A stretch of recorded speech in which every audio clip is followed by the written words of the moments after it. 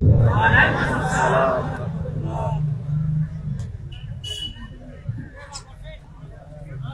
الحمد لله الأكرم الذي خلق الإنسان وكرم وعلمه من البيان ما لم يعلم فسبحان الذي لا يحصى امتنانه باللسان ولا بالقلم نشهد أن لا إله إلا الله وحده لا شريك له ونشهد أن سيدنا وحبيبنا ومولانا محمدا عبده ورسوله الذي أرسله بالحق بشيرا ونذيرا وداعيا إلى الله بإذنه وسراجا منيرا فقد قال الله تعالى في كلامه المجيد وفرقانه الحميد أعوذ بالله من الشيطان الرجيم بسم الله الرحمن الرحيم إن الله وملائكته يصلون على النبي يا أيها الذين آمنوا صلوا عليه وسلموا تسليما اللهم صل على محمد وعلى آل محمد كما صليت على إبراهيم وعلى آل إبراهيم إنك حميد مجيد اللهم بارك على محمد وعلى آل محمد كما باركت على إبراهيم وعلى آل إبراهيم إنك حميد مجيد প্রাণের অধিক বেশি যার দাম রহমতাল লিল আলামিন জানো কি তোমরা তাহার নাম রহমতাল লিল আলামিন অসহায়ের বুকে যে জন গোপনে করে সওয়ার দুরুদ পড়ে সুবহে ও শাম রহমতাল লিল আলামিন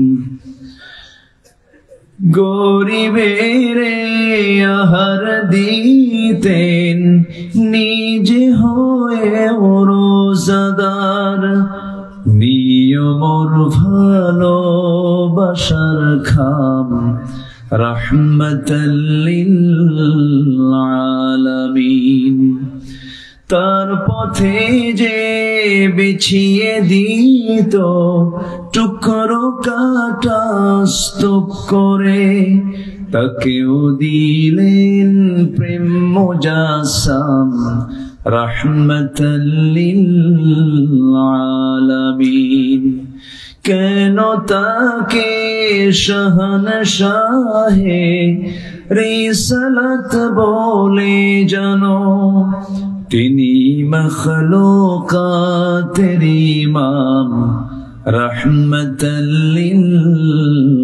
আলামিন জানো কি তোমরা তাহার নাম রাহমাতাল লিল আলামিন। প্রাণের অধিক বেশি যার দাম, রাহমাতাল লিল আলামিন। সবাই বলি সাল্লাল্লাহু আলাইহি ওয়াসাল্লাম। রাজশাহী জেলার বাগমারা উপজেলার বৈলসিংহ বাজার সংলগ্ন মাঠে অনুষ্ঠিত একতা ইসলামী যুব সমাজ মাহফিল ইন্তেজামি কমিটি কর্তৃক আয়োজিত দ্বিতীয় বার্ষিকী তাফসীরুল কুরআন মাহফিল 2025 মহৎ আয়োজনের সম্মানিত সুযোগ্য সভাপতি শিক্ষাবিদ শামসুর রহমান আল কাদেরী, আজকের মাহফিলের বরেণ্য প্রধান অতিথি জনাব রফিকুল ইসলাম,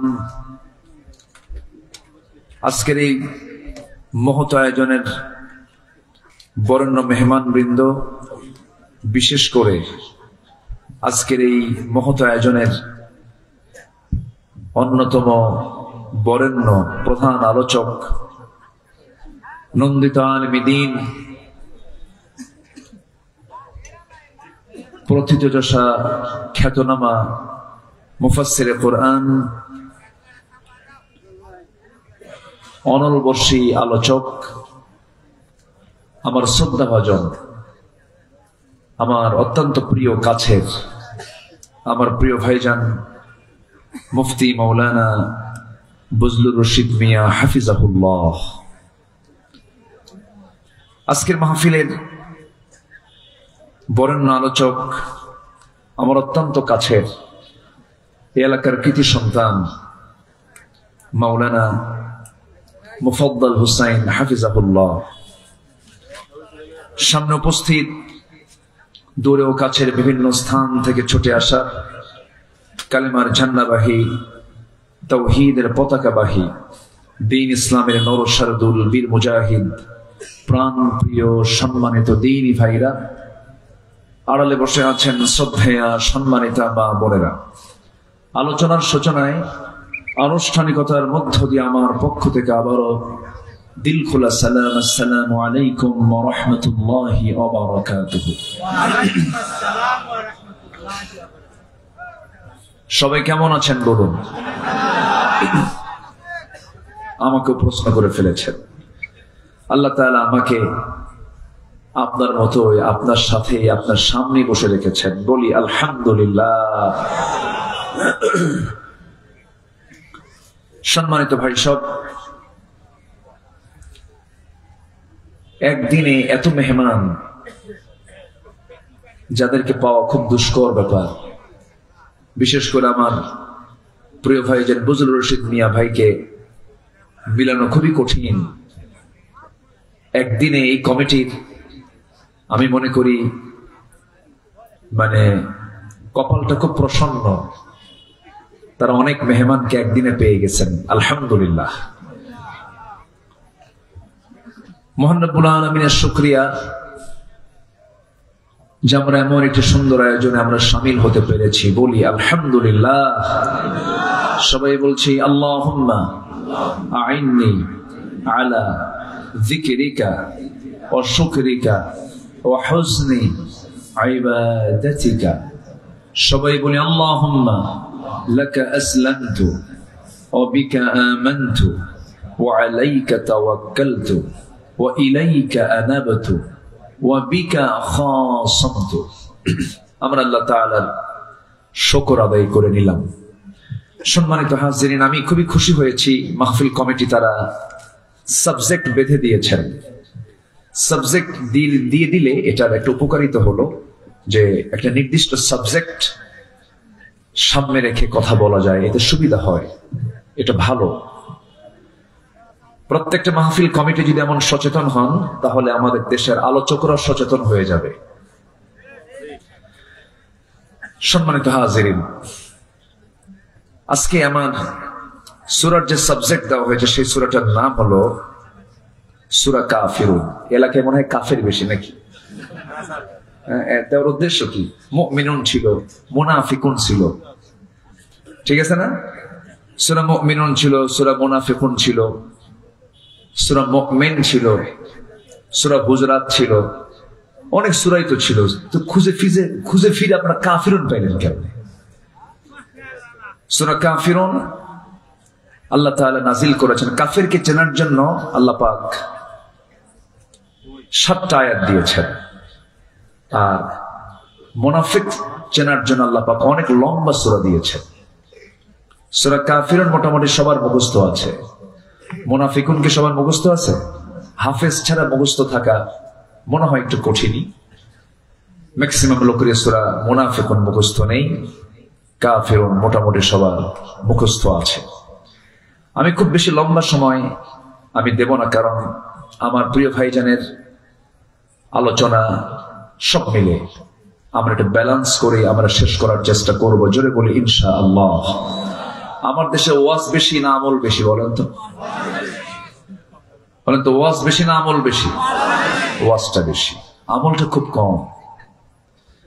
আমার নবীজির জীবনে যত ভাষণ ছিল এর মধ্যে শ্রেষ্ঠ ভাষণ হচ্ছে ইয়াখতাবু ফি হাজ্জাতিল বিদা ইত্তাকু রাব্বাকুম সাল্লু খামসাকুম আসুমু শাহরাকুম ওয়া আতিউ উমারাআকুম ওয়া আদ্দু যাকাতা আমওয়ালিকুম তাদখুলু জান্নাত রাব্বিকুম আও কামা ক্বালা আলাইহিস সালাতু ওয়াস সালাম।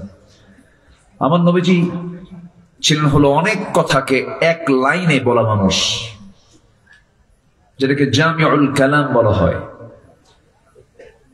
সবগুলো কথাকে এক লাইনে বলে দেওয়ার ক্ষেত্রে এক্সপার্ট ছিলেন মুহাম্মদ সাল্লাল্লাহু আলাইহি ওয়াসাল্লাম।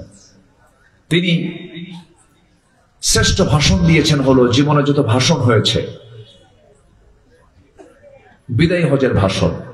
এই বিদায় হজের ভাষণের যে পুরো যে কথাটা, এটা হাদিসে এসেছে, যা মোটামুটি বলতে বড় জোর 15 থেকে 20 মিনিটের মধ্যে শেষ হয়ে যায়। অথচ তার 15-20 মিনিটের বক্তৃতায় মানব জীবনের জন্য, মানবতার জন্য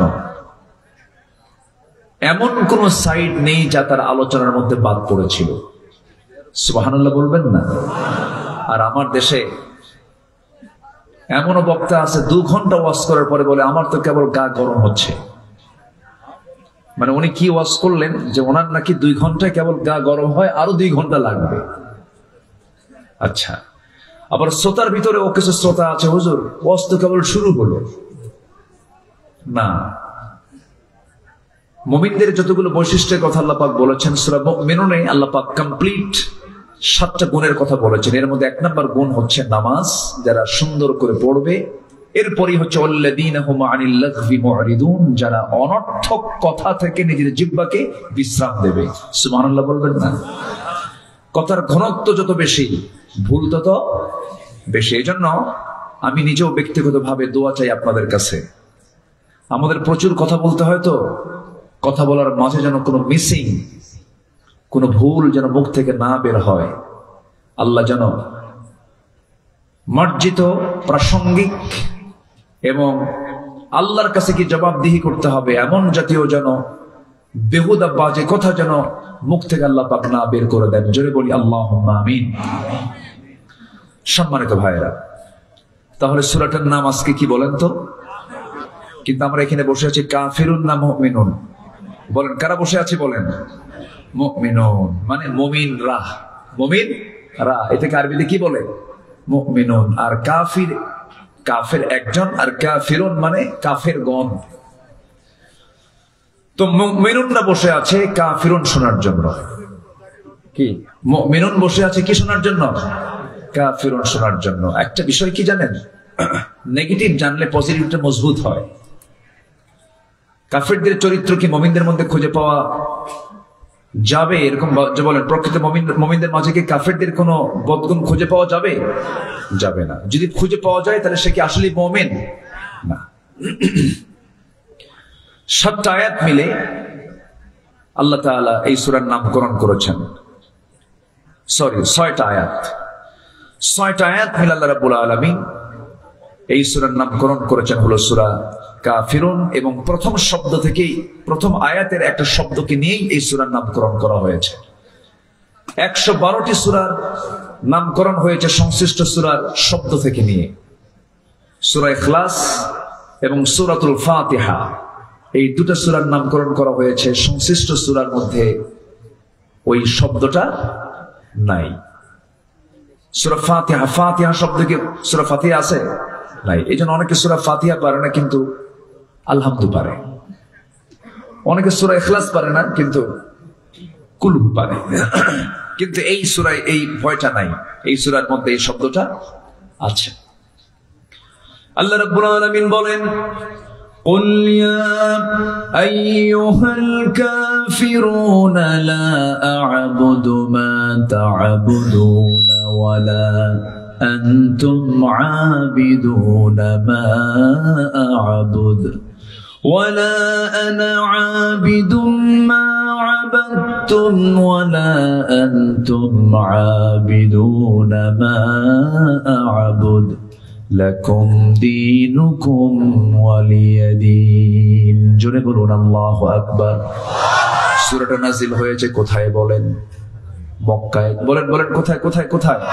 মক্কায়। মক্কায় সূরাগুলোর মেজাজ একরকম, মদিনায় নাযিল হওয়া সূরাগুলোর মেজাজ আরেক রকম। মদিনায় আল্লাহ পাক এক মেজাজে আয়াতগুলো নাযিল করেছেন, সূরাগুলো নাযিল করেছেন। মক্কার যে সূরাগুলো আল্লাহ রাব্বুল আলামিন ম্যাক্সিমাম সূরাগুলো সংক্ষিপ্ত করে দিয়েছেন, কিন্তু সংক্ষিপ্ত হলে হবে কি, ছোট্ট একটা আয়াতের মধ্যে বিশাল ব্যাখ্যা আল্লাহ পাক জমা করে দিয়েছেন। এই সূরার মধ্যে ইবাদত শব্দটা এসেছে, দিন শব্দটা এসেছে। ইবাদত শব্দটা এবং দিন শব্দটা খুব একটা মৌলিক শব্দ। আল্লাহ রাব্বুল আলামিন এই দুনিয়াতে আমার পরিচয় তিনি দিয়েছেন, আমি একজন আল্লাহর গোলাম, আমি দাস, আমি হলাম গোলাম, আমার আল্লাহ হলেন রব। আমি হলাম আল্লাহর দাস, আমার রব হচ্ছেন আমার প্রভু, আমার মালিক। সেই মালিক রাসূলকে জানায় দিচ্ছেন, কি জানায় দিচ্ছেন? কুল ইয়া আইয়ুহাল কাফিরুন, হে রাসূল আপনি বলে দেন কাফের সম্প্রদায় শোনো। তাহলে রাসূল এই কথা বলছেন কাদেরকে বলেন তো? বলেন কাদেরকে বলেন? কাফেরদেরকে। কি বলছেন? লা আ'বুদু মা তা'বুদুন ওয়ালা আনতুম আ'বিদুনা মা আ'বুদ। আমি যার গোলামি করি তোমরা তার গোলামি করো না, আবার তোমরা যার গোলামি করো আমি তার গোলামি করি না। অতএব তোমাদের কাছে সুস্পষ্ট মেসেজ হলো, তোমার দিন তোমার কাছে, আমার দিন আমার কাছে, তোমার বিধান তোমার কাছে, আমার বিধান আমার কাছে। সুস্পষ্ট মেসেজ যখন চলে গেছে মক্কার কুরাইশ নেতাদের কাছে, আবু জেহেলের প্রস্তাবনা প্রত্যাখ্যান হয়ে গেল। আবু জেহেল বলেছিল, মুহাম্মদ ঘুম থেকে উঠি তুমি আমাকে দেখো, আবার আমিও ঘুম থেকে উঠি তোমাকে দেখি, একই বংশের মানুষ, আত্মীয় স্বজন আমরা, ঘরের সঙ্গে ঘর লাগানো। অযথা গণগন্ডগোল করার দরকার নাই, কোনো ঝামেলা করার দরকার নাই। তোমাকে আমরা ভালোবাসি, পছন্দ করি, তোমাকে আমরা সৎ মনে করি, আমানতদার মনে করি, আল্লাহ আমিন বলি, সাদেক বলি। অতএব খামাখা নতুন ধর্মের পেঁচ লাগায় কি দরকার? তুমি যেহেতু চাচ্ছ নতুন ধর্ম, ঠিক আছে ভালো কথা, তোমারটাও থাকুক আমারটাও থাকুক। তোমারটা থাকবে 6 মাস, আমাদেরটা থাকবে 6 মাস। লাত মানত গুলো যা এই যে কাবা শরীফের ভিতরে আমরা সাজায় রেখেছি, এটার তুমি বৈধতা দিয়ে দাও, আমরা তোমার রবের বৈধতা দিয়ে দেব। দেখেন প্রস্তাবের সাইজ দেখছেন? এই প্রস্তাব যখন দিয়ে ফেলেছে, সঙ্গে সঙ্গে আল্লাহ রাব্বুল আলামিন রাসূলকে জানায় দিচ্ছেন, হে রাসূল আপনি বলে দেন কাফেরদেরকে লক্ষ্য করে, তোমরা যার গোলামি করো আমি তার গোলামি করি না। তোমার দিনটা নিয়ে তুমি থাকো, আমার দিন নিয়ে আমি থাকি। অন্য ধর্মের কোন মন্দিরে আপনি পাহারা দিবেন সমস্যা নাই, পেগোডা পাহারা দিবেন সমস্যা নাই, আপনারা দেশের নাগরিক, তারা ধর্মের স্বাধীনতা তারা পাবে। কিন্তু অন্য ধর্মের কোন মূর্তি নিয়ে, কোন দেবতা নিয়ে প্রশংসার দরকার নাই, আবার দুর্নাম করার দরকার নাই, গালিও দেওয়ার দরকার নাই। লা তাসুবুল আসনাম, মূর্তিগুলোকে গালি দিও না। তোমরা তাদের মূর্তিকে গালি দেবে, তারা তোমাদের প্রভু আল্লাহকে গালি দেবে, অতএব গালি দিতে যেও না, আবার প্রশংসাও করতে যেও না। প্রশংসা করলে যে ঈমান হারা হয়ে যাবে। অতএব তোমার দিন তোমার কাছে, আমার দিন আমার কাছে। সুবহানাল্লাহ। আমার দেশে আবার কিছু ভোট পাওয়ার জন্য খুব প্রশংসা করে, আছে না? এরকম আছে না? নারিকেলের নাড়ু খায়। যেটা অন্যায়, অন্যায়কে অন্যায় বলবো, অন্যায়কে অন্যায় বলবো, যেটা রং সেটা রং। মা দুর্গা যা করে করুক, মা সরস্বতী যা করে করুক, মা ভগবতী যা করে করুক, আমাদের দায়িত্ব হচ্ছে সকল ধর্মের স্বাধীনতা নিশ্চিত করা। কিন্তু এর মানে এই না যে সেখানে যাই নারিকেলের নাড়ু খাওয়া। এটা আমাদের দায়িত্ব না, এটা অন্যায়, এটা ঈমান বিধ্বংসী কাজ, এটা ঠিক না। রাগ করলেন নাকি আপনারা? আমাদের হিন্দু ভাইরা আছেন আমার দেশে ভালো, কিন্তু ধর্মীয় বিষয়গুলো খুব স্পর্শকাতর। আচ্ছা বলেন তো, আমাদের জুমার নামাজে কি কোনো হিন্দু ভাইরা আসে? আসে বলেন তো? আসে। আমাদের ঈদগাহে কি তারা নামাজ পড়তে আসে? তো আপনি এরকম এত বড় ফকির কেন? হ্যাঁ, আপনার নারিকেলের নাড়ু খাওয়া লাগে? দরকার নাই। ইবাদত করবো কার? আসতে বলবেন, ইবাদত করবো কার? গোলামি কার হবে? আল্লাহর গোলামি হবে। এক জায়গায় না সব জায়গায়, এক জায়গায় না সব জায়গায়। ইবাদত মানে হচ্ছে বান্দার ইচ্ছায় কোনো কাজ হবে না, বান্দা কাজ করবে কার ইচ্ছায়, কার আইনে, কার সিদ্ধান্তে? আল্লাহর সিদ্ধান্তে বান্দা কাজ করবে। এবং ইসলামকে মর্জি মতো খাটো করা, লম্বা করার সুযোগও আল্লাহ পাক বান্দাকে দেন নাই।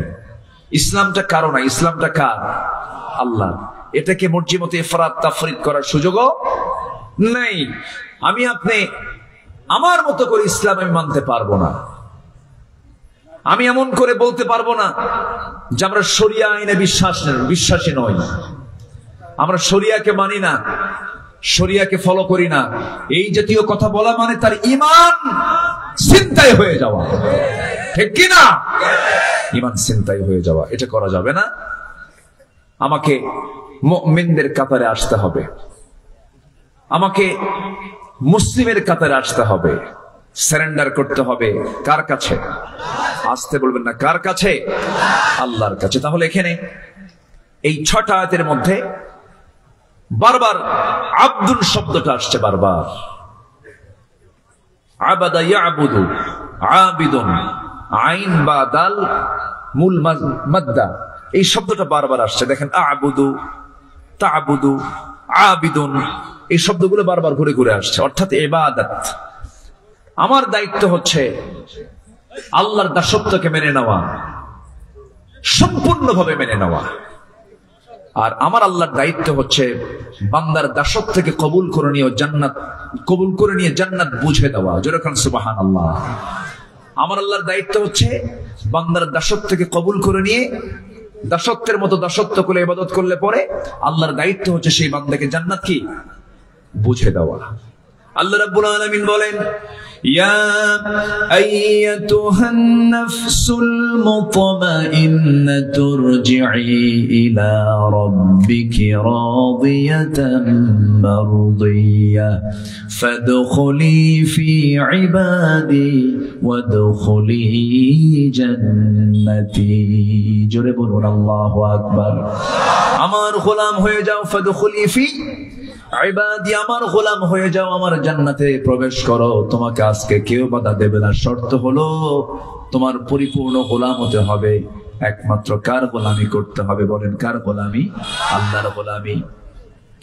আমার ভাইয়েরা, আর সর্বশেষ আয়াত আল্লাহ রাব্বুল আলামিন ক্লিয়ার করে দিলেন, দিনের ক্ষেত্রে কোনো ভাগ বসানো যাবে না। ওর দিন কিছু মানবো, আমার দিন কিছু মানবো, তা হবে না। একটা মুসলমান ডাবল স্ট্যান্ডার্ড কখনো হতে পারে না। আমার দেশে বিগত 16 বছরে এক পার্লামেন্টেরিয়ান ছিলেন, ঠাকুরগা তার বাড়ি। একদিন সংসদে দাঁড়ায় বলতেছে, মাননীয় স্পিকার, আমার ছেলে বিয়ে করেছে ভারতের কলকাতায় গাঙ্গুলি পরিবারে। বউটা আমার হিন্দু, বৌমা আমার হিন্দু, আমার ছেলে হলো মুসলমান। আমার ছেলে বউ যখন ঢাকায় থাকে তখন সে 5 ওয়াক্ত নামাজ পড়ে, আবার যখন সে কলকাতায় থাকে তখন সে পূজাও করে। এটাই তো ধর্মের স্বাধীনতা। দেখছেন? শয়তান কয় আমি আর কত শয়তান, তুই আমার চেয়ে বড় শয়তান। তাহলে একজন ব্যক্তি ঢাকায় থাকলে সে নামাজ পড়বে, আর কলকাতায় গেলে কি করবে? পূজা করবে। আর এটার আবার ব্যাখ্যা জায়েজ করতে নিয়ে এই আয়াতটা সাবেক প্রধানমন্ত্রী বলেছিলেন, লাকুম দীনুকুম ওয়ালিয়া দিন। বুখারী শরীফের 40 পারায় আসছে। কি কথা কি বুঝতেছেন? আয়াত ঠিকই কইছে, কিন্তু কোরআন শরীফ না হাদিস শরীফ কইছে? হাদিস বানায় ফেলছে। কিন্তু এটা কি হাদিস শরীফ না কোরআন শরীফ? কোরআন মাজিদ, কোরআনে কারীম আল্লাহ রাব্বুল আলামিন এই মেসেজ দিয়েছেন, তোমার দিন তোমার কাছে, আমার দিন আমার কাছে। সম্মানিত ভাইয়েরা, এই অপব্যাখ্যাগুলো তারা দিল আর দোষ দিয়েছে 16 বছর ধরে আমাদের ঘাড়ে, আমাদের কাঁধে। ধর্মীয় অনুভূতিতে তারা বহু আঘাত করেছে, কিন্তু মামলা খেয়েছেন আল্লামা সাঈদ রাহিমাহুল্লাহ। এটা কোনো কথা? এই মুমতাজ পার্লামেন্টারিয়ান, আমি পরশুদিন মানিকগঞ্জে মাহফিল ছিল, হরিরামপুরে ওর এলাকায় মাহফিল ছিল। কোন মাহফিল হতে দেয়নি, ওই মাহফিলটা 7 বছর বন্ধ ছিল। এবছর মাহফিলটা করে আসলাম। মুমতাজ গান গাইতো, সংসদেও গান গাইতো। শোনেন না আপনারা? সংসদে গান গাইতো, আর প্রাইম মিনিস্টার সাবেক হাতের থাবা মারতেন, তালি মারতেন পার্লামেন্টে। নারী তো প্রশংসায় পঞ্চমুখ হয়ে যায়। মেয়েদেরকে যত প্রশংসা করবেন ও ফুলতে ফুলতে পটকা মাছের মতো হয়ে যায়। আমি তো তাই আসলে। কিন্তু পুরুষকে আপনি যত বেশি প্রশংসা করবেন ও তত মনে মনে ভাববে তোর মতলব কি, এত প্রশংসা করিস কেন। এই হচ্ছে নারী এবং পুরুষের মধ্যে তফাৎ। অতএব যারা পাম দিলে ফুলে যায় তাদের নেতৃত্ব আমরা দেখতে চাই না। সারা পৃথিবীর শুরু থেকে নিয়ে আজ পর্যন্ত যে জাতি নেতৃত্ব দিয়েছে তাদের হাতে নেতৃত্ব তুলে দিতে হবে মুসলমান। সব দেখা শেষ করেছি। বহুদিন আমরা নারীর শাসন দেখেছি, দেখি নাই? আমরা দেখেছি। আমরা কেউ 8 বছর, কেউ 16 বছর, কেউ 25 বছর, সব দেখা শেষ। আইয়ুবের শাসন, মুজিবের ভাষণ, জিয়াউর রহমানের খাল কাটা, আর আমাদের চাচাই সাদের তো তাল বেতাল। মাঝখান দিয়ে শুধু হরতাল আর হরতাল। সব দেখা শেষ। আগামীর দেশ আমরা দেখতে চাই কোরআনের বাংলাদেশ। রাজি আছেন কারা কারা? হাত উঁচু করে দেখান মুসলমান।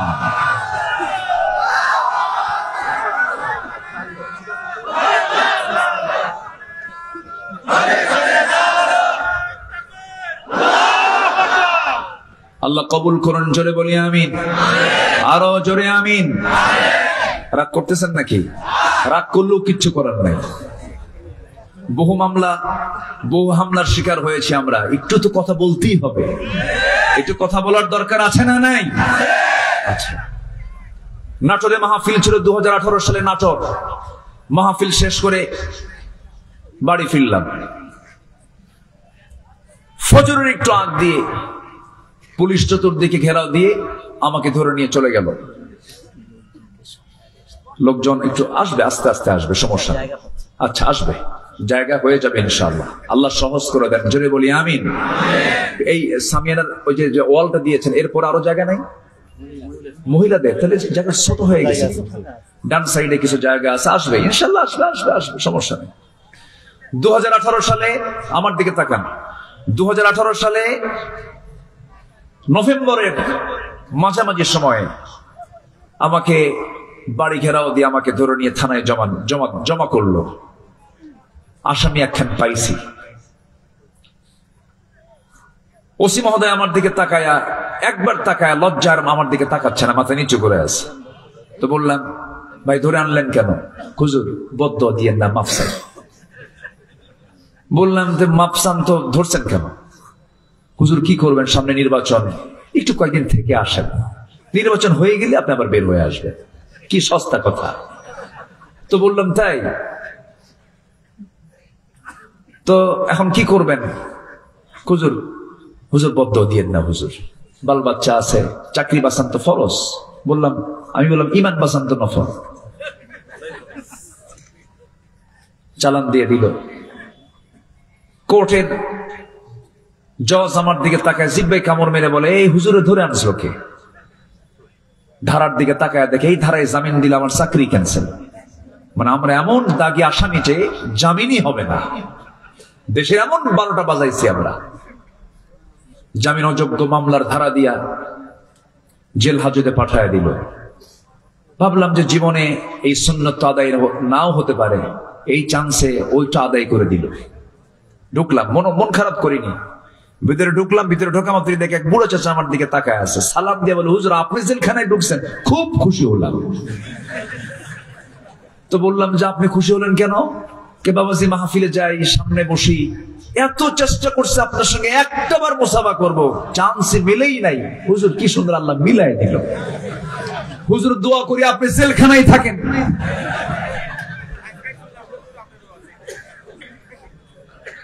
কথা কি বুঝতেছেন আপনারা?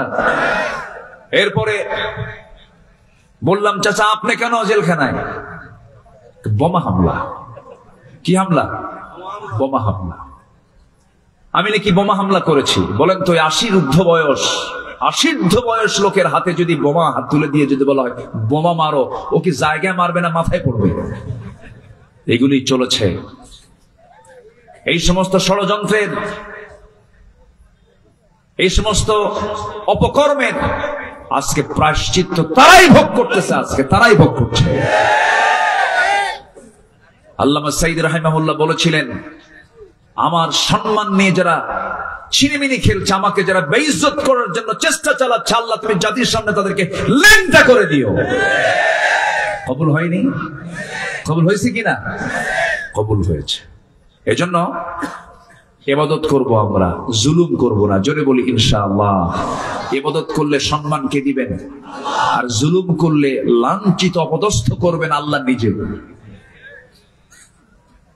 আমার বন্ধুগণ কান লাগান, সময় অল্প, একটু মনোযোগ দিয়ে শুনবো। দুটো শব্দের ব্যবহার এই কোরআন এই সূরার মধ্যে বেশি হয়েছে। একটা হলো ইবাদাহ, আর একটা হচ্ছে শেষে হলো দিন শব্দটা আসছে। দিনের ব্যাখ্যা যদি দিতে যাই, 19টা অর্থ খুঁজে পাওয়া যায়। দিন মানে হলো বিচার দিবস, দিন মানে হলো জীবন বিধান। দিনের অনেকগুলো অর্থ, অনেকগুলো শব্দের অনেকগুলো অর্থ বিভিন্ন জায়গায় বিভিন্ন শব্দ এসেছে। যেমন এখানে এসেছে লাকুম দীনুকুম ওয়ালিয়া দিন, আবার দিন শব্দটা আরেক জায়গায় আসছে। এই সবাই বলুন আর রহমানির রহিম মালিকি ইয়াউমিদ্দিন ইয়্যাকা না'বুদু ওয়া ইয়্যাকা নাস্তাঈন। জোরে বলুন আল্লাহু আকবার। আমার বন্ধুগণ, এখানে দিন মানে হলো জীবন বিধান। দিন মানে হলো একমাত্র দিন ইসলাম। ইসলাম ছাড়া অন্য কোনো কিছু দিনকে গ্রহণ করা যাবে না। আমি মুসলিম, আমাকে দিন লালন করতে হবে। সেই দিনটা থাকতে হবে এক জায়গায় না সব জায়গায়? আমার দেশে কি সব জায়গায় আছে নাকি? সব জায়গায় আছে? নামের সাথে আছে। শহীদুল ইসলাম, মফিদুল ইসলাম, মিজানুল ইসলাম, আরিফুল ইসলাম। ইসলামের শেষ নাই, কিন্তু নিজের নামের সাথে ইসলাম আছে। মুজাহিদুল ইসলাম কমিউনিস্ট পার্টির নেতা আছে কিনা? আছে কিনা? আছে কিনা বলেন। নাম হলো মুজাহিদুল ইসলাম, ওইদিকে কমিউনিস্ট পার্টির তিনি নেতা। কিন্তু না, আমি মুসলমান, আমার সঙ্গে ইসলাম থাকতে হবে।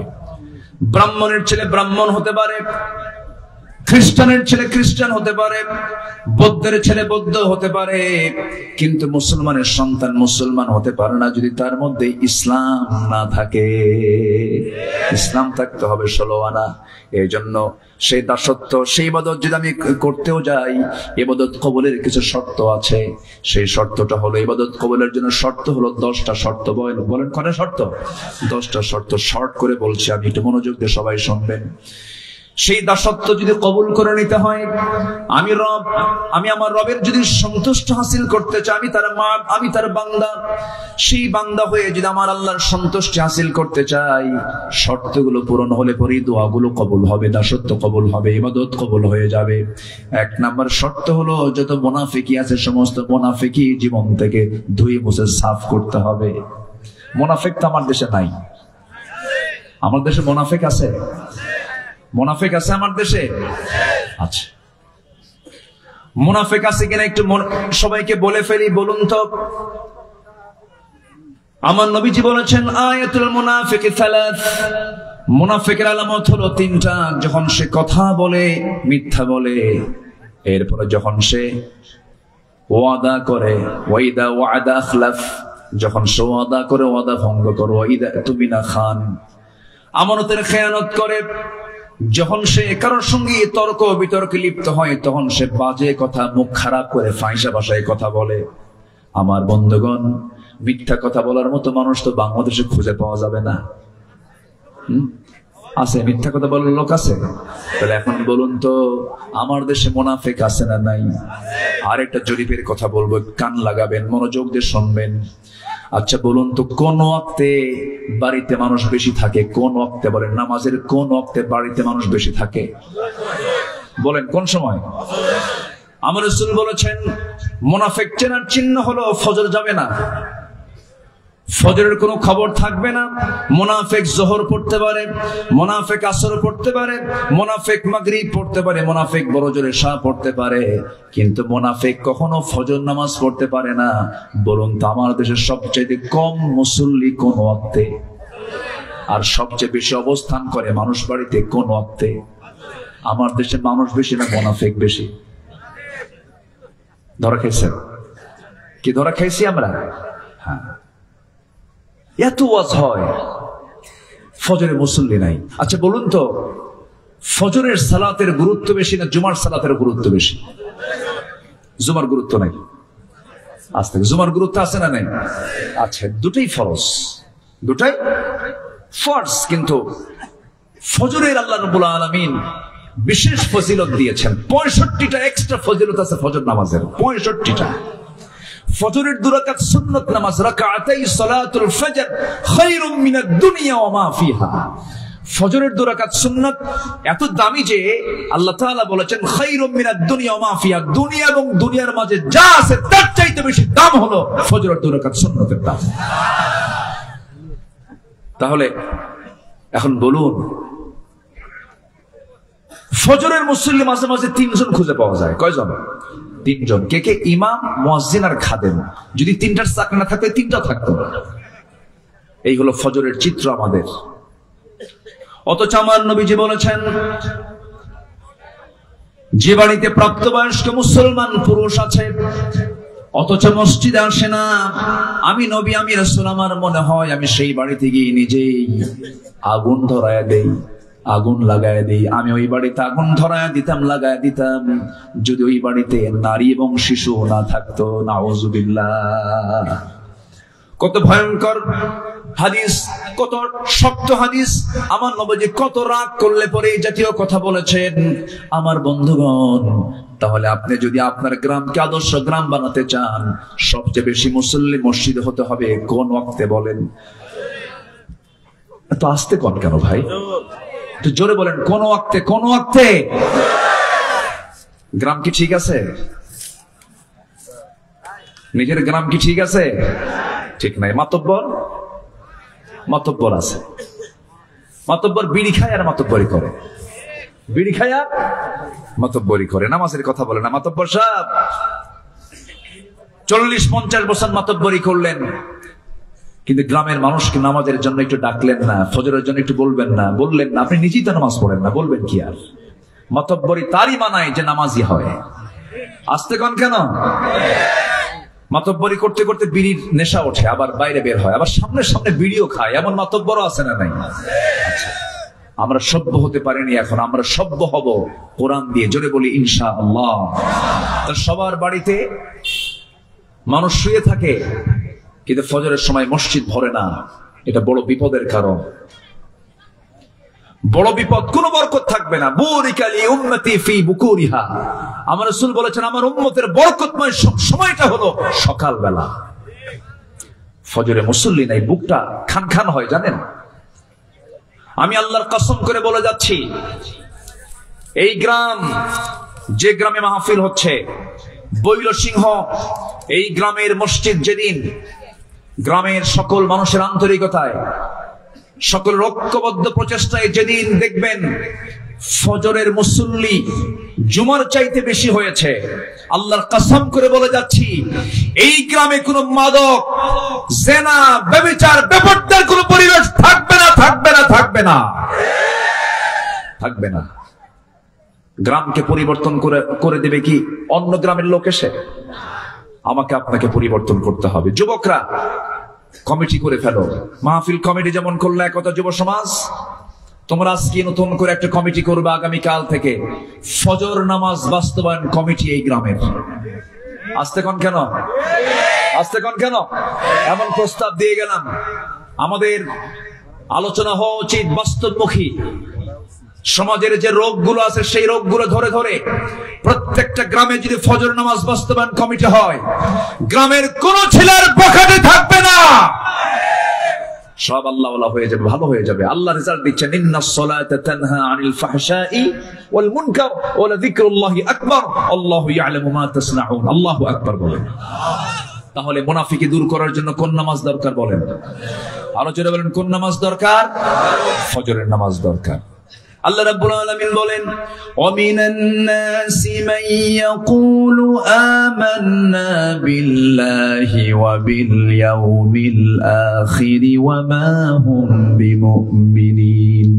মানুষের মধ্যে কিছু মানুষ আছে যারা বলে ঈমান এনেছি, পরকালকে বিশ্বাস করে নিয়েছি, কিন্তু তারা প্রকৃত মুমিন নয়। ওয়া ইযা কামু কুসালা, নামাজে হেলে ধুলে দাঁড়ায়, তাদের ধ্বংস কামনা করেছেন মহান রব্বুল আলামিন। ওরা প্রকৃত মুসল্লি নয়, ওরা হলো মুনাফিক।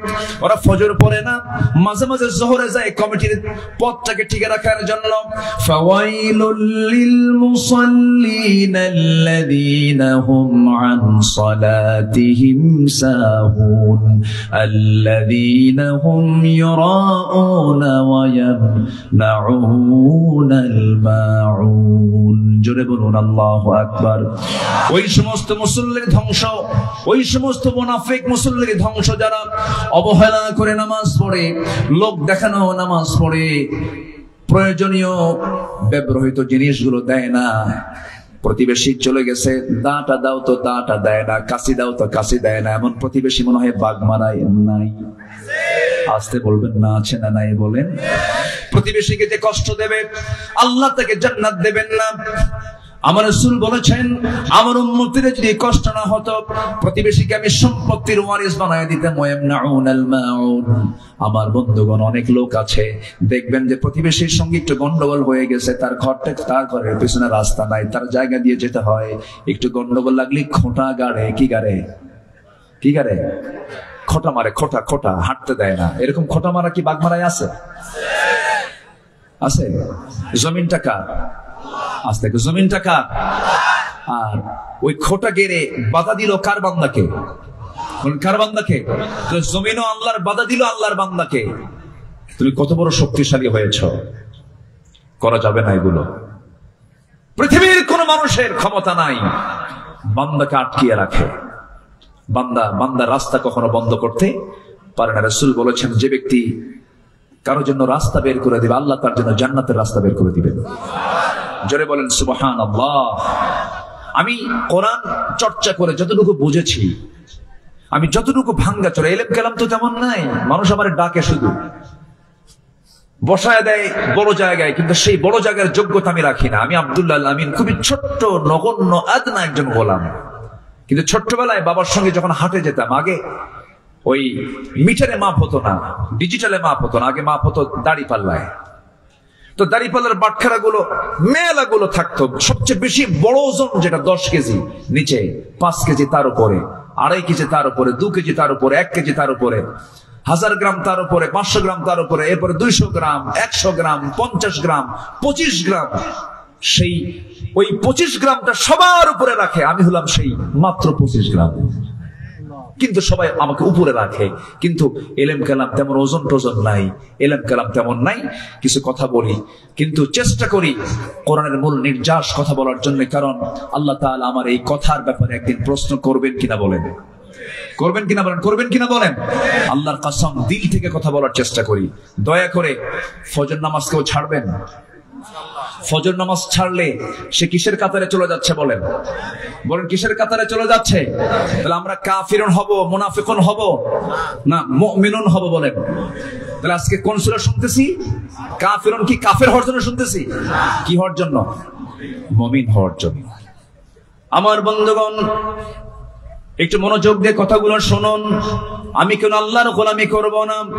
আল্লাহ আমাকে কোনো কিছু দিতে তো কৃপণতা করেন নাই, যা দরকার তাই দিয়েছেন। চোখের জায়গায় চোখ দিয়েছেন, কানের জায়গায় কান দিয়েছেন, নাকের জায়গায় নাক দিয়েছেন, হাড়ের জায়গায় হাড় দিয়েছেন, হাতের জায়গায় হাত দিয়েছেন, পায়ের জায়গায় পা দিয়েছেন। মাথার চুল থেকে শুরু করে নিয়ে পার গোড়ালি পর্যন্ত একটু তাকায় দেখেন তো, আমার আল্লাহ আমাকে আপনাকে দিতে কি কোথাও তিনি কিছু বাদ রেখেছেন? রাখছেন? কিছু বাদ রাখছেন? তা আমি বাদ রাখি কেন? ফজর নামাজ কেন বাদ দেই? আমাকে বাদ রাখা যাবে না। এই চোখ, এই নাক এবং এই গলা এবং এই কান পদ্মা, মেঘনা, যমুনা যত বড় তার চাইতে বড় বানায় দিয়েছেন। যেরকম সুবহানাল্লাহ।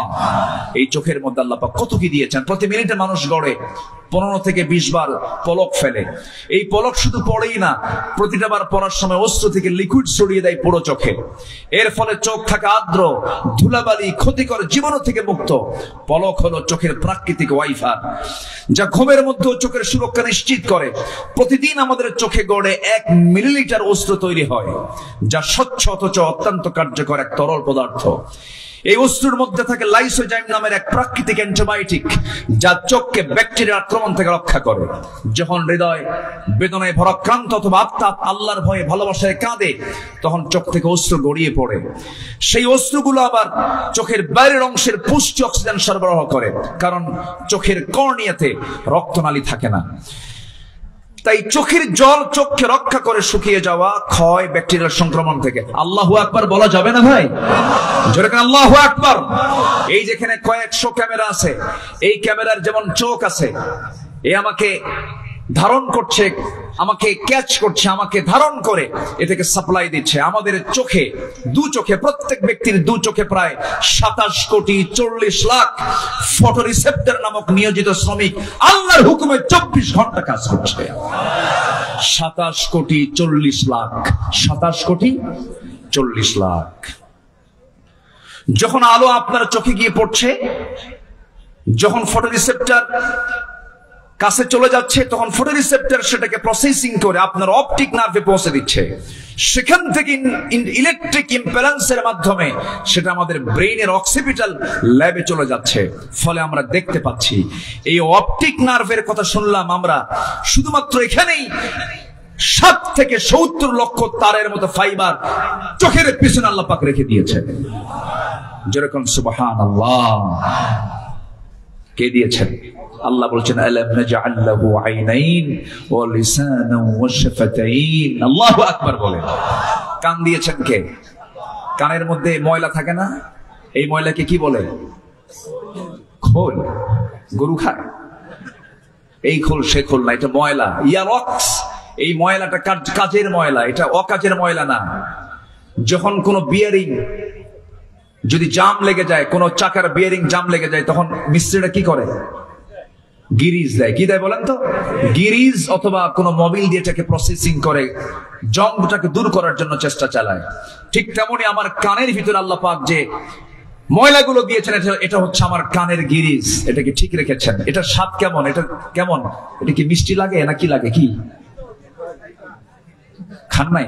আজকে যা চেক করবে। কানের যে ময়লা, এটা হচ্ছে তিক্ত। আপনি ঘুমিয়ে পড়েছেন, নিস্তেজ, নিথর দেহ পড়ে আছে। আল্লাহুম্মা বিসমিকা আমুতু ওয়া আহইয়া, মরে গেছেন আপনি ঘুমের মধ্যে।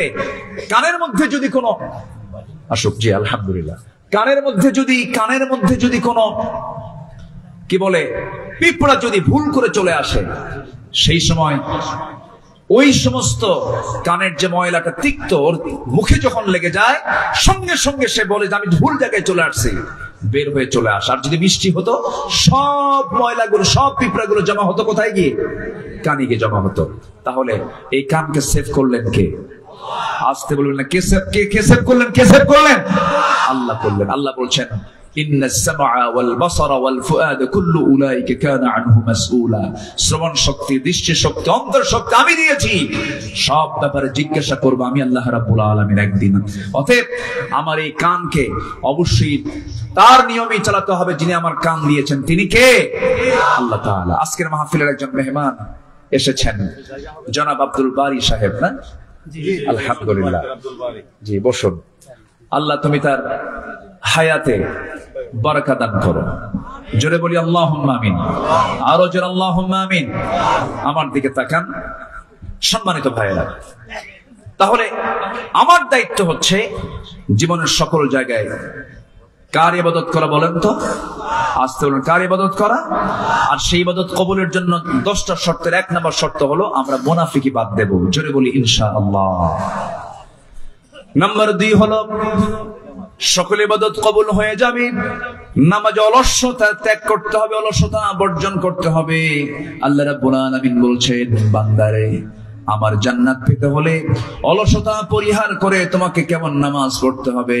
ওয়াল্লাযীনা হুম আলা সালাওয়াতিহিম ইউহাফিযুন উলাইকা হুমুল ওয়ারিসুন الذين يرثون الفردوس هم فيها خالدون। জোরে বলুন আল্লাহু আকবার। যারা নামাজের ব্যাপারে যত্নশীল হবে, নামাজের ব্যাপারে যারা অত্যন্ত যত্ন করে যারা নামাজটা পড়বে, ফজর আজান যখন হয় তার একটু আগ দিয়ে, যে সময় ফজর ওয়াক্ত হয় না, এই টাইমটা খুব গুরুত্বপূর্ণ টাইম। আল্লাহ পাক এই সময় ফিস সামাঈদ দুনিয়া, দুনিয়ার আকাশে চলে আসেন। আলামি মুস্তাগফিরিন ফাগফির লাহ, কোন ক্ষমা প্রার্থী আছে আমার কাছে ক্ষমা চাবে, মাফ করে দেব। ওই সময় ঠিক ওই সময়টা আবার শয়তানও চলে আসে বান্দার শিয়রে, এসে বলে আলাইকা লাইলুন তাবিল, আলাইকা লাইলুন তাবিল, তোমার জন্য রাত বড় লম্বা, ঘুমাও ঘুমাও। ওই মাথার চুলের মধ্যে সে তার নখ ঢুকায় দেয়, তার আঙ্গুল ঢুকায় দেয়, বলে ঘুমাও ঘুমাও। ওই সময় শয়তান 3টা গিট মেরে যায়। ওই 3টা গিট যদি কেউ ছোটাতে চাও, রাসূল বললেন 3টা আমল করবে। সেই সময় তোমার আমল হলো মুনাফিকের কাতার থেকে তোমার নামটা যদি মিশে নিতে চাও, ওই সময় তোমার 3টা কাজ, 3টা গিট ছোটাবে। 3টা কাজের মধ্য দিয়ে, 3টা আমলের মধ্য দিয়ে নাম্বার 1 হলো নিজের পিঠটা বিছানার সঙ্গে থেকে তুমি উঠায় নিবা, পৃথক করে ফেলবা, 1 নাম্বার গিট চলে যাবে। নাম্বার 2, নামাজের নিয়তে ওযু বানাবা, তোমার 2 নাম্বার গিট ছুটে চলে যাবে। এরপরে নামাজের নিয়তে তুমি ওযু বানায়া মসজিদের দিকে রওনা দেবে, কদমে কদমে নেকি লেখা শুরু হয়ে যাবে, নামাজে দাঁড়াবে, নামাজটা আদায় হয়ে যাবে। 24 ঘন্টা শয়তান তোমার কাছে আসার সাহস পাবে না। জোরে কোন সুবহানাল্লাহ। আমার বন্ধুগণ, নামাজটার ব্যাপারে আমরা যত্নশীল হব। জোরে বলি ইনশাআল্লাহ। আরো জোরে বলি ইনশাআল্লাহ। নামাজের মধ্যে মজা পেতে হবে। 2জন সাহাবী আব্বাদ এবং আম্মার, নবীজি 2জনকে সীমানার প্রহরায় নিয়োগ দিয়েছেন। রাত 2টার দিকে, শেষ রাত্রির দিকে ঘুমিয়ে পড়েছেন। আম্মার ঘুমিয়ে পড়েছেন, আব্বাদ বলছেন ভাই খামাখা দাঁড়ায় থেকে লাভ কি, উনি ঘুমিয়ে পড়েছেন, আমি নামাজে দাঁড়ায় যাই। নামাজে দাঁড়ায় গেলেন, তাহাজ্জুদ পড়ছিলেন, শত্রু তাকে টার্গেট করেছে, দূর থেকে তীর মেরেছে। নামাজরত অবস্থায় তার ডান পায়ে লেগেছে, নামাজ ছাড়েন না। ওই অবস্থায় তিনি রুকু করলেন, সিজদা দিলেন। দ্বিতীয় রাকাতে আবার দাঁড়ান, আরেকটা তীর মেরে দিয়েছে, বাম পায়ে লেগেছে। 2 পা রক্তাক্ত হলো, রক্তের ফিং কেটে গিয়ে ঘুমন্ত সাহাবী আম্মারের গায়ে লাগার সঙ্গে সঙ্গে ঘুম থেকে জাগা পেয়ে বলছেন আব্বা কি করো, শত্রু তোমাকে টার্গেট করে ফেলেছে। কোনো কথা বলছেন না, রুকু করলেন, সিজদা দিয়া সালাম ফিরে বলছেন ভাই আমি তো অনেক আগেই টের পেয়েছি, কিন্তু আমি আমার সালাতের ভিতরে এত স্বাদ পাচ্ছিলাম, এত মজা পাচ্ছিলাম, আমার কাছে মনে হচ্ছিল 2টা তীর আমার পায়ে লেগেছে, আরেকটা তীর যদি আমার বক্ষ ভেদ করে যদি আমার জীবনটাও চলে যেত, আমি আমার প্রাণের নামাজ, আমি আমার মহব্বতের নামাজ, আমি আমার আল্লাহর সঙ্গে কথা বলা বাদ দিতাম না। জোরে কোন সুবহানাল্লাহ। নামাজের মধ্যে মজা পাওয়ার দরকার আছে না নাই? ইবাদত কবুলের জন্য 10টা শর্ত। মুনাফিকি বাদ দেব, নামাজ অলসতা বাদ দিয়ে দেব। নাম্বার 3 হলো আল্লাহ রাসূলের সঙ্গে চরম অবাধ্যতা সীমা লঙ্ঘন যদি কেউ করে তার কোনো ইবাদত কবুল হবে না। ওয়া মাইয়াসিল্লাহা ওয়া রাসূলাহু ওয়া ইয়াতাআদ্দা হুদুদাহু ইউদখিলহু নারান খালিদান ফিহা ওয়া লাহু আযাবুম মুহিন। জোরে বলুন আল্লাহু আকবার। আল্লাহ এবং রাসূলের নাফরমানি করবে যারা, সীমা লঙ্ঘন করবে যারা, আল্লাহ তাকে আগুনে প্রবেশ করাবেন, সে স্থায়ী হবে, তার জন্যই রয়েছে অপমানজনক আযাব। সূরা নিসা আয়াত নম্বর 14। এই জন্য অবাধ্যতা হওয়া যাবে না, অবাধ্য হব না। আমরা সবাই একমাত্র বাধ্য হব যার, তিনি আমার কে। আসতে বলবেন না, তিনি আমার কে বলেন? আল্লাহ। কি বাধ্যগত সাহাবী ছিলেন, ঈমানটাকে লালন করেছেন। কি পরিমাণ ঈমানের গভীরতা থাকলে পরে, কি পরিমাণ ঈমানের অবিচলতা থাকলে পরে দুনিয়ার সবকিছু উজাড় করে দিয়েছেন, সবকিছু ছেড়ে দিয়ে তারা ঈমানটাকে লালন করেছেন, নবীর আনুগত্য করেছেন, আল্লাহর আনুগত্য করেছেন। এই মুহূর্তে একজন সাহাবীর কথা মনে হয়ে গেল। মক্কা এবং মদিনার ঠিক মাঝখান বরাবর তার বাড়ি। এই মক্কা মদিনার ঠিক মাঝখান বরাবর বাড়ি। ইয়াং টকবকে যুবক, বাপ জন্মের পূর্বেই মারা গেছে।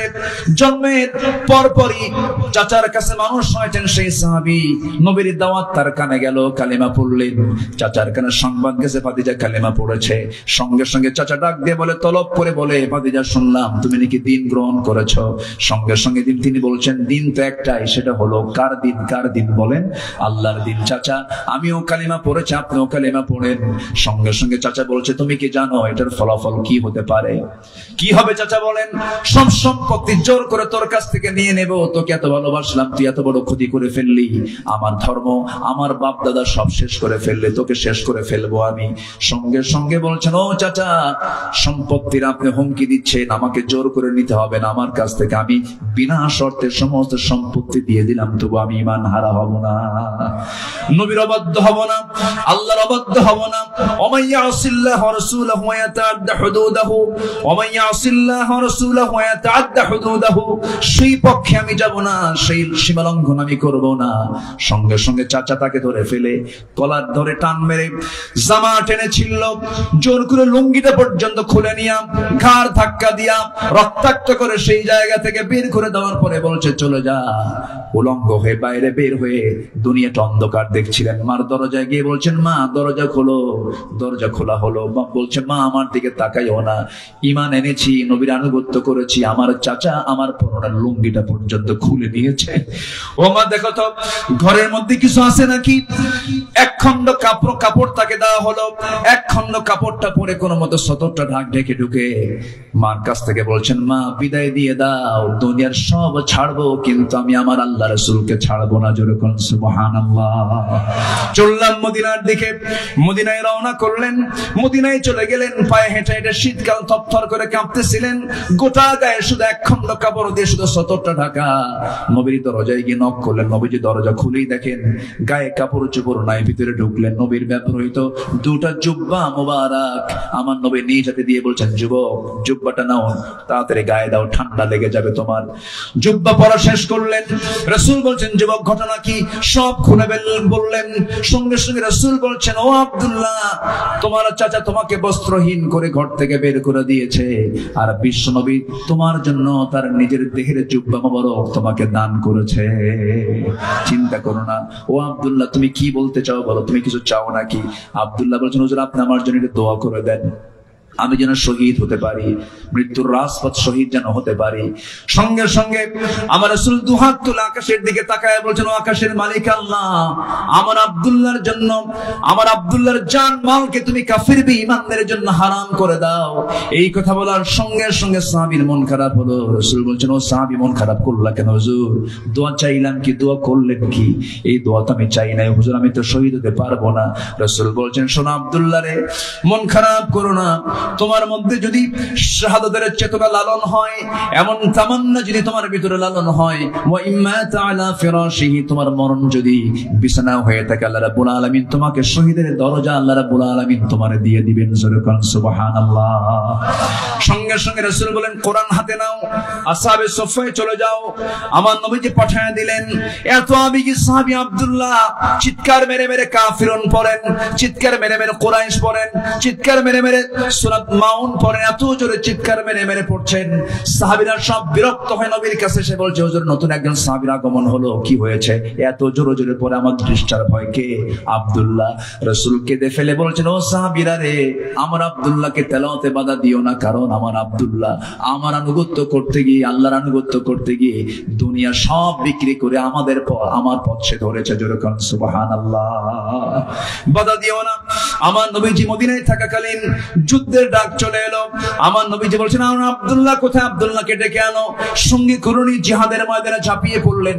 যুদ্ধ শেষ হলো, অভিযান শেষ হওয়ার পর তিনি ফিরে আসতেছিলেন মদিনার পথে। হঠাৎ করে নবীর কানে সংবাদ গেল, হুজুর আব্দুল্লাহ সুস্থ হয়ে পড়েছে। নবীজি একটু শোকাহত হলেন, বললেন ভালো করে সেবা দাও, নার্সিং দাও। 3 দিন পরে ফাইনালি নিউজ চলে এলো, হুজুর অনেক চেষ্টা করলাম, আব্দুল্লাহ বাঁচলো না, আব্দুল্লাহ মারা গেছে।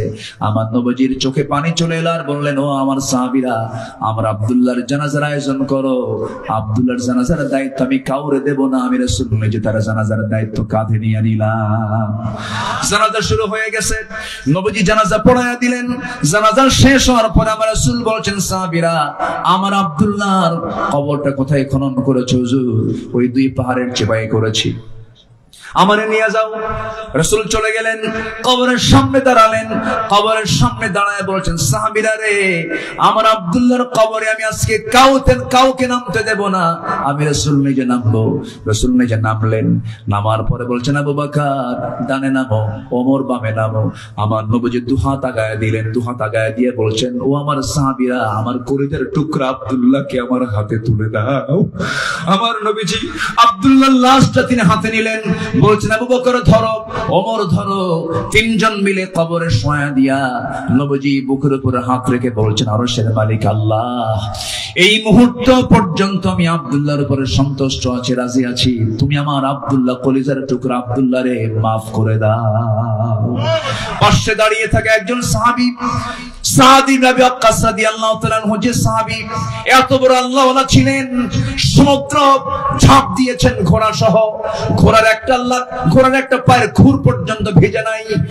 এত বড় আল্লাহওয়ালা একজন সাদ বিন আবি ওয়াক্কাস চিৎকার মেরে বলছেন, ও আকাশের মালিক আল্লাহ, আজকে আমি জীবিত সাদ যদি এই জায়গায় না দাঁড়ায় থেকে যদি ওই কবরের বাসিন্দা হতে পারতাম, জীবনটা বড় প্রসন্ন হতো, ভাগ্য আমার বড় খুলতো। কারণ যে কবরবাসীকে বিদায় জানানোর জন্য যে কবরের মধ্যে পৃথিবীর সেরা 3 জন তাকে দাফন করার জন্য নেমে যায়। আমার বন্ধুগণ, এত সম্মান, এত ইজ্জত, এত মর্যাদা বাড়ার যে মূল কারণ সেটা হলো নিঃশর্তভাবে ওই সমস্ত ব্যক্তিগুলো আনুগত্য করেছেন কার? দাসত্ব করেছেন কার? এবং একমাত্র আনুগত্য করেছেন মুহাম্মদ সাল্লাল্লাহু আলাইহি ওয়াসাল্লামের। নাম্বার 4 হলো ইবাদত কবুল হবে আল্লাহর সঙ্গে শিরক যদি না করি। নাম্বার 5, সামনে পেছনে যারা পরনিন্দা করবে তাদের কোনো ইবাদত কবুল হবে না। ওয়াইলুল লিকুল্লি হুমাযাতিল লুমাযা আল্লাযী জামা'a মালাহু ওয়া আদ্দাদা। নাম্বার 6 হলো আল্লাহকে ভুলে থাকা, মন্দ কাজের আদেশ করা। আল মুনাফিকুনা ওয়াল মুনাফিকাতু বা'দুহুম মিন বা'দ ইয়া'মুরুনা বিল মুনকারি ওয়া ইয়ানহাউনা আনিল মা'রুফ ওয়া ইয়াকবিদুনা আইদিয়াহুম নাসুল্লাহা ফানাসিয়াহুম ইন্নাল মুনাফিকিনা হুমুল ফাসিকুন। জোরে বলুন আল্লাহু আকবার। যারাই মুনাফিক তারাই ফাসিক। কে বলছেন? বলেন কারা কারা কারা বলেন? যারা মুনাফিক হয় তারা আবার কি হয়? তাহলে মুনাফিক যে হবে সে আরেকটা লকব পাবে, তার নাম কি? ফাসিক। সে কি হয়ে যাবে বলেন তো? ফাসিক। যে মুনাফিক সে আবার কি? ফাসিক হয়ে যাবে। নাম্বার 7 হলো শয়তানের যারা পদাঙ্ক অনুসরণ করবে, কোন দাসত্ব কোন ইবাদত তার কবুল হবে না।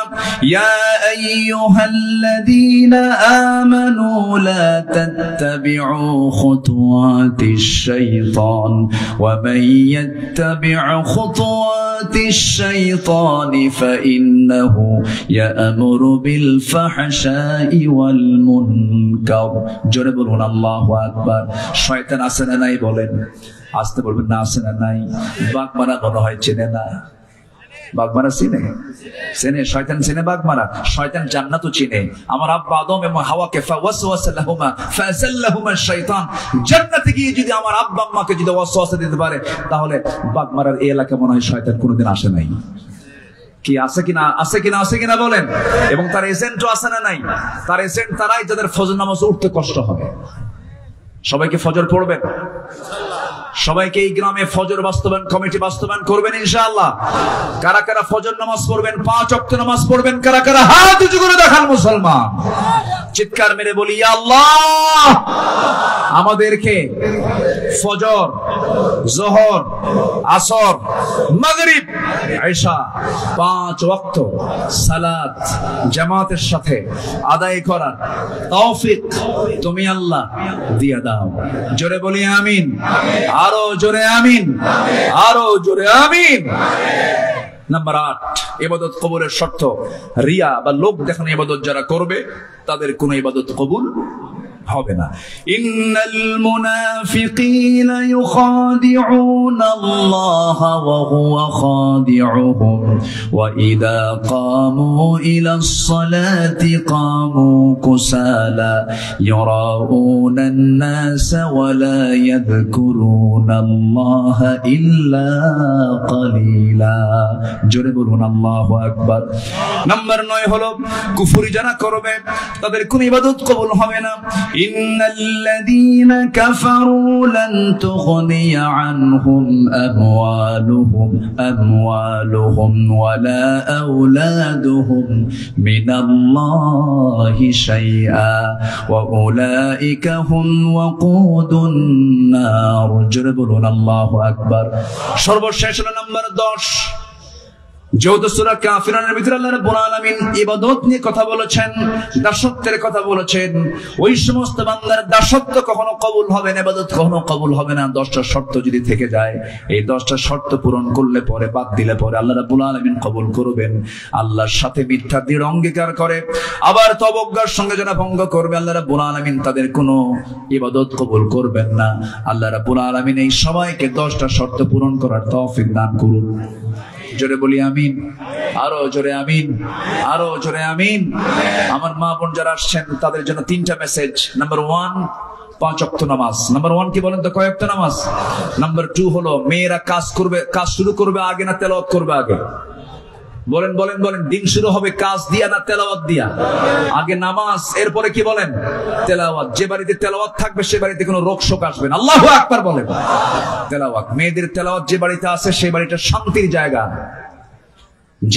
যে মহিলার তেলাওয়াত দিয়ে বাড়ি শুরু হয়, যে স্ত্রীর তেলাওয়াত দিয়ে বাড়ির কাজ শুরু হয়, ওই বাড়িতে কখনো শয়তান ওয়াসওয়াসা দিতে পারে না।